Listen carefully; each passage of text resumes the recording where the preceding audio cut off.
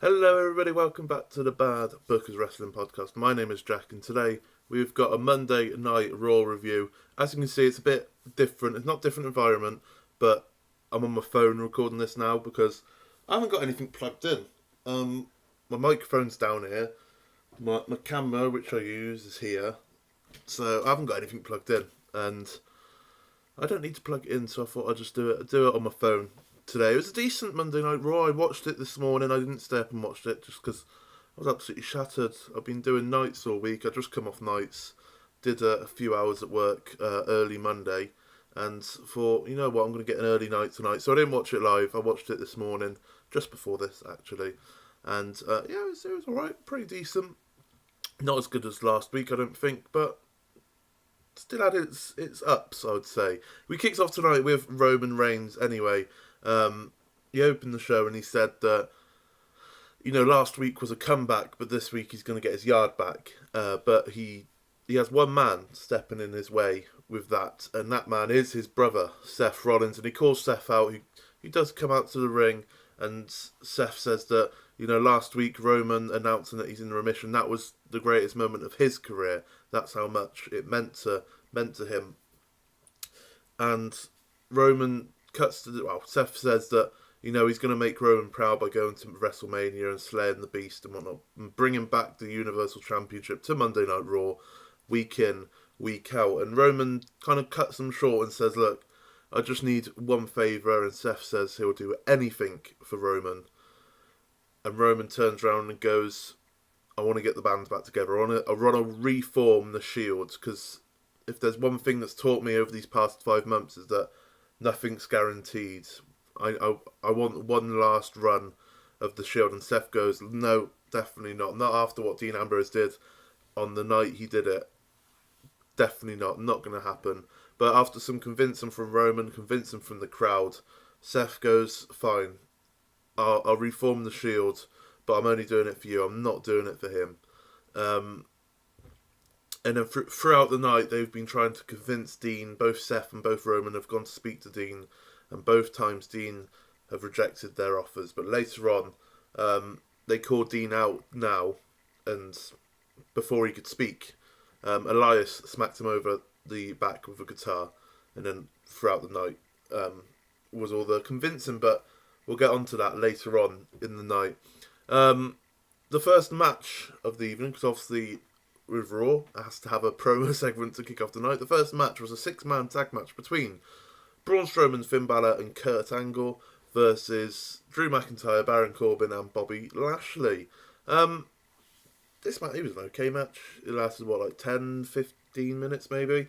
Braun Strowman dominating when he was in the ring, as he should.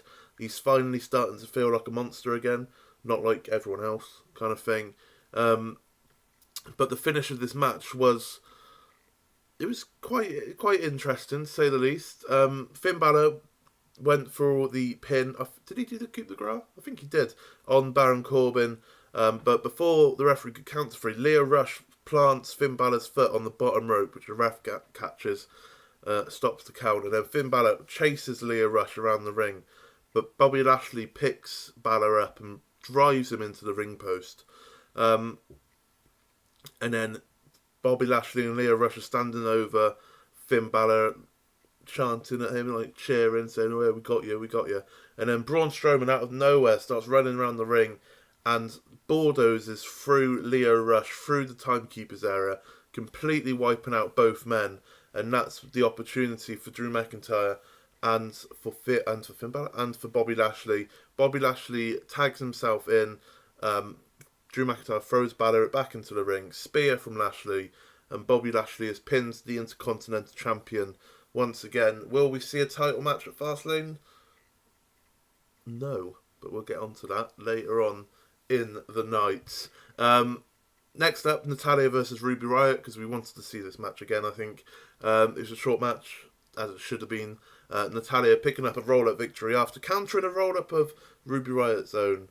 So, yeah, good on Natalya. Nothing else happened except for that, so good. And then Triple H comes out, and he starts talking about Ric Flair, or in this instance, Richard Flair, the man behind Ric Flair. It was all very non-kayfabe-y.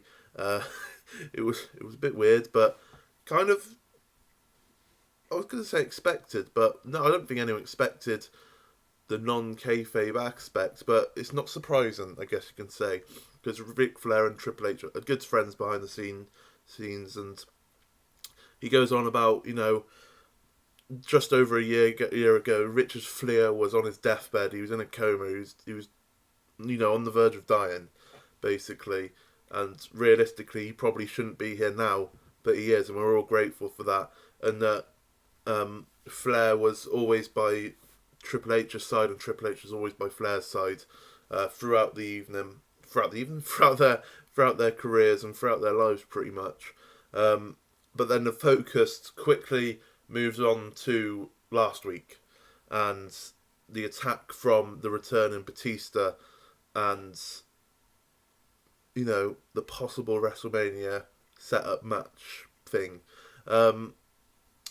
Triple H says that whenever Batista's not got what he wants, he always quit. Whenever the fans didn't give him the reaction last time he came back, he quit. When he didn't get what he wanted, the respect, he quit. He's been crying about coming back to the business basically for the past 2 years, and he hasn't got what he wanted. But this time, he couldn't quit. So what did he do? He attacked a 70-year-old man and took his moment away from him, from his birthday celebration. He took that moment away from Ric Flair, and just for what? For what? So Triple H then, he calls out Batista, he calls out him for not having any balls, doing it behind his back, attacking a 70-year-old man, refusing to come to Philly because he didn't like Philly, and Triple H said it was Bad Man 101 or something like that. And he, saying his insults were cookie cut and unoriginal. And then he says that, next week I expect to see you here, or I can come to your house. I'll even invite you to my house, Dave, as they like to call each other by their real names, because that's what they do, apparently. Then he says that, Batista, you've got my attention. I expect even to see you very, very soon. Apparently next week we're going to have a face-to-face between the two former Evolution members. So I think they announced that Batista was supposed to be on this Raw, but don't know what happened there. Obviously Batista, in kayfabe, couldn't be asked. So interesting to say the least. What match do we have next? Between the matches, Stephanie McMahon announced that after Ronda Rousey's actions last week with, laying the title in front of her, she has now vacated the title apparently, and that Becky Lynch, they're doing best for business. So Becky Lynch's suspension and all her charges have been dropped, and at Fastlane, it's going to be Becky Lynch versus Charlotte for the Raw Women's Championship, but only if Becky signs a hold harmless agreement, I think they called it. Basically, it's going to be an unsanctioned match for a title. But it doesn't end there, and we'll get onto that. That was the last bit of the show. We had a couple of matches before this, so I'll quickly run through them because they weren't. One was big, but the match wasn't big. It was the aftermath, and the rest were meh. Heavy Machinery beat the B Team, the Ascension, Zack, Ryder and Curt Hawkins in a Gauntlet style match. So the first match was Heavy Machinery versus B Team. Quickly ran through them. Heavy Machinery versus the Ascension. Once again, quickly run through them. And then last but not least, Heavy Machinery versus Zack Ryder and Curt Hawkins. All 3 pinfalls being taken by Otis Dozovic. And yeah, makes the Heavy Machinery look strong, I guess, by beating 3 teams on one night. Shame they're all pretty much jobbers, but there you go. Elias versus Dean Ambrose, the match setting up for the match. It wasn't at all about the match. Dean Ambrose picking up a loss here from Elias. He jumped off the top rope. Elias hit him with quite a nice knee strike, and then a drift away, and Elias picks up the win. But it was after that we'll take the talking point. No one cares about the match. Seth Rollins, Roman Reigns, comes down to the ring, and try and convince Dean to join the Shield once again. Dean pushes past them, storms away, storms up the crowd, and that's when Baron Corbin and his henchmen come out, if you will, come down to the ring, talk about, we were going to give you a match at Fastlane, but you're not worth of that, and then jump into the ring and attack both Roman and Seth and get their pan because it's 3-on-2. This was the rumoured match at Fastlane, was supposed to be these three versus Roman and Seth. But this time, Dean caved in, he ran down from the ring, he helped clear all the heels out of the ring, and Dean and Seth and Roman put the fists in the middle, with Dean kind of going back and forth behind them. Seth shouts "come on" over and over again, but eventually Dean Ambrose rejoins the Shield, reforms the Shield for one last run, as they say. I just got a feeling that it probably is going to see Roman and Dean go for the tag titles. If you want Roman to have a match at Mania, this seems like a perfect opportunity. It's just that side note of, is Dean actually leaving the company? Is Dean not leaving the company? Is it a work or not? I'm sure we'll find out. I think either way, either way, I'd like to see Dean and Roman go for the tag titles, and Seth going for the Universal title as was planned. Anyway, a couple of more matches after that. Anyway, Tamina, Sasha Banks once again, short match. Shenanigans, Tamina picking up the pinfall victory over Sasha, and then tag team titles were on the line as the Revival faced Aleister Black and Ricochet. This match got thrown out. It wasn't a clean finish because Bobby Roode and Chad Gable decided to come out and attack the Revival, because that's what they do. But They then confront Aleister Black and Ricochet, because those two are like, what the hell are you doing? Why have you cost us the titles? And they're just sounded jealous because Ricochet and Aleister Black have come along and have got a title shot and not them. But the two NXT stars sends them packing, and yeah, that's about it. It made Roode and Gable look like children, basically, being jealous. But the moment we're all looking forward to, the signing of the Hold Harmless agreement for Becky Lynch. Stephanie McMahon even comes out with the Raw Women's Championship around her shoulder, and she quickly introduces Charlotte Flair and Becky Lynch after we see a replay of what happened last week with Ronda laying the championship in front of her, and she has the contract in hand, the agreement thing, and they want to make the match at Fastlane official. Becky Lynch signs the agreement without any worries, without any backchat or anything like that. She signs it, and it seems that the match at Fastlane for the Raw Women's Championship is on, but the cameras cut backstage to an angry Ronda Rousey storming to the ring, and she comes out, she confronts Stephanie and says, "Give me my championship back. I never vacated it. I just laid out and gave you a week to reinstate Becky into the match, not exclude me." Stephanie McMahon crumbles completely, hands the championship back and goes, "There you go, champ." But the plans haven't changed for Fastlane. We're still going to have Becky Lynch versus Charlotte Flair at Fastlane.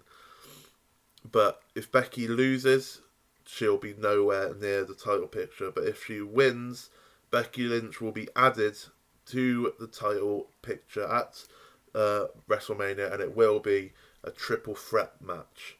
And the crowd are like, "Yeah, go on." Ronda Rousey then speaks on the mic again and goes, "That's great and all, that's fantastic." But then she goes full on the heel and starts chatting crap to the crowd, basically saying, "I've done everything for you lot, I've tried to do my best for the business, and basically you all just soured on me straight away. You all just wanted Becky," chanting Becky when she wasn't even supposed to be on Raw, booing me out of my hometown arena. screw you guys. I think, what did she say? She's going to bury the man, screw the woo, and there's going to be no more Mr. Nice Bitch or something like that. Something along those lines, anyway. She then turns around and just punts Charlotte in the stomach and then starts wailing on Becky Lynch, punches flying everywhere, judo throws and whatnot. She then locks in 3 arm bars onto Becky Lynch. Charlotte's just standing there watching like, oh no, you're weakening my opponent, oh no. I thought they were going to, it just seems like it's going to be 2 heels versus Becky Lynch now, basically. I didn't expect them to turn Ronda into a massive heel like this, just berate the crowds, beat up the fan favourite. Like, it was mental. It was pretty mental, but it's an interesting dynamic.